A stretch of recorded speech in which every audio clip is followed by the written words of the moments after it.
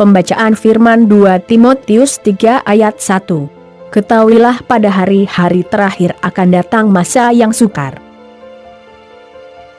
Yesus memperingatkan bahwa pada peristiwa akhir zaman akan terjadi hal-hal yang mengerikan. Seperti dalam Matius 24 ayat 15 hingga 28. Mau tidak mau kita harus menghadapinya, pergumulan hidup harus terjadi. Tetapi semua tergantung dari sikap kita. Kita harus pegang kebenaran firman Allah dalam menghadapi masa yang sukar dan tetap kuat dalam Tuhan. Efesus 6 ayat 10.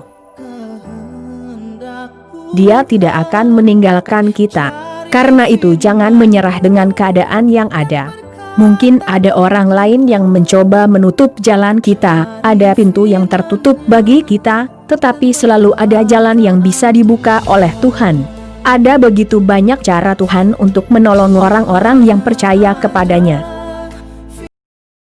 Ada 5 hal yang bisa kita kerjakan untuk bisa menghadapi masa-masa yang sukar, yaitu 1.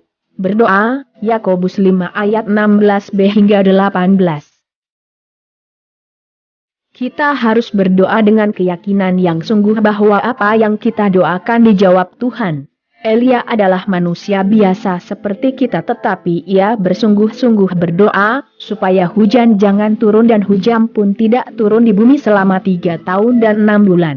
Berdoa dan berdoa akan membuat kita kuat dalam menghadapi masalah yang sukar. Karena yang menghubungkan orang percaya dengan Tuhan adalah doa. Teruslah berdoa dan jangan menyerah. Sebab bagi Allah tidak ada yang mustahil. Lukas 1 ayat 37. 2. Jangan ragu akan pertolongan Tuhan. Yakobus 1 ayat 6. Yang menghambat doa kita dijawab oleh Tuhan adalah ragu-ragu. Karena itu, jangan pernah bimbang atau ragu akan pertolongan Tuhan.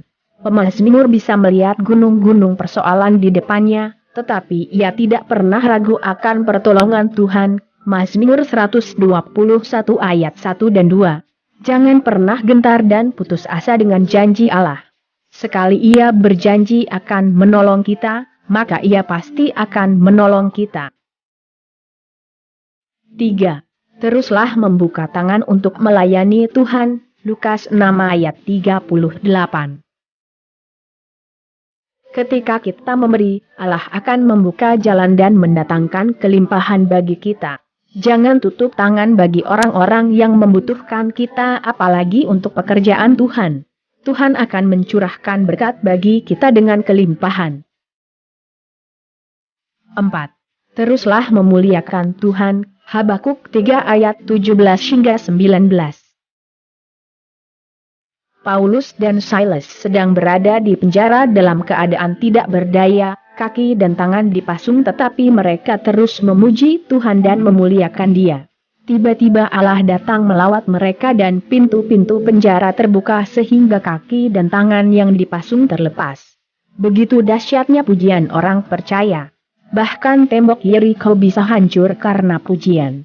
Pujian penyembahan kita mengandung kuasa, mampu menghadapi setiap persoalan kita.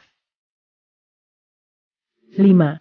Tetaplah tenang di dalam Tuhan. Amsal 14 ayat 30. Ketenangan hanya bisa kita raih jika kita tetap di dalam Tuhan. Ketika kita tenang, tidak tawar hati, akan membuat kita mampu menerobos persoalan hidup.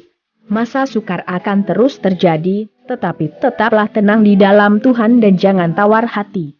Karena jika kita tawar hati akan membuat kekuatan kita menjadi kecil. Amsal 24 ayat 10. Maju terus, jangan putus asa karena ada Tuhan yang mampu menolong kita. Terima kasih. Jangan lupa subscribe ya. Yesus memberkati kita.